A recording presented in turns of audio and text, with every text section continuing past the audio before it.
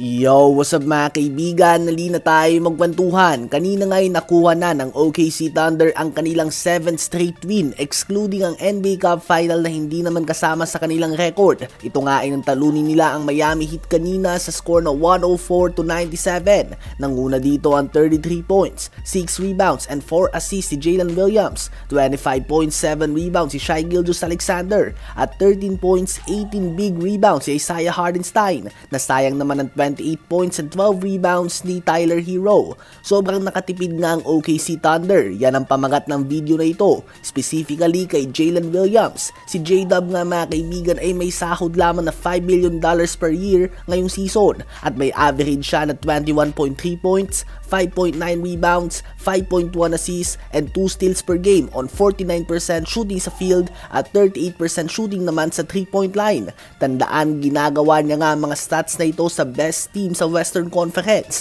At kung hindi nyo nare-realize kung gaano kalaki ang natitipid ng OKC Thunder sa kanya dahil may sahod lamang siya na $5 million per year, gawin na lamang nating halimbawa ang stats ng reigning East Finals and NBA Finals MVP Jaylen Brown. Kung titingnan nyo nga ang stats sila ng maigi, bukod sa 23.6 points per game, lahat na lamang si Jalen Williams kaysa kay Jaylen Brown. Mapa-rebounds, assists, steals o blocks man yan, at pati na din sa efficiency.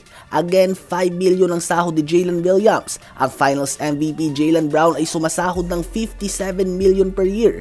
Pareho nga silang number 2 option sa mga championship level team. Kaya naman pagkakataon na nga talaga ito ng OKC na maging powerhouse team, dahil kahit magdagdag pa nga sila ng isang max level player ay kayang-kaya pa nga nila itong bayaran. Subalit syempre andun pa din ang chemistry issues kung sakaling kukuha sila ng isa pang max level player. Subalit I think we can all agree na ang laki ng natitipid ng OKC sa produksyon na ginagawa ni Jalen Williams para sa team na ito sa sahod lamang na $5 million per year. Ano ba masasabi nyo tungkol dito?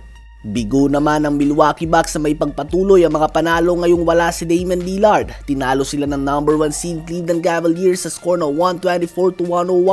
27 points, 6 assists si Donovan Mitchell, 16 points, 5 assists si Darius Garland, 15 points, 7 rebounds si Evan Mobley, 15 points, 5 rebounds si Dean Wade at 13 points din kay Ty Jerome off the bench. Sa Bucks naman ay 33 points, 14 rebounds, 3 assists and 3 steals si Giannis Antetokounmpo. Subalit wala nga siyang gaanong tulong na natatanggap mula sa kanyang mga kakampi.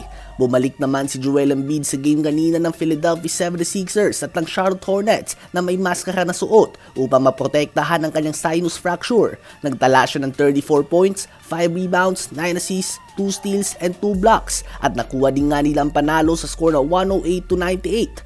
23 points din si Tyrese Maxey, 22 points si Kelly Oubre Jr. at 5 points, 10 rebounds, 8 assists and 3 steals naman mula kay Paul George.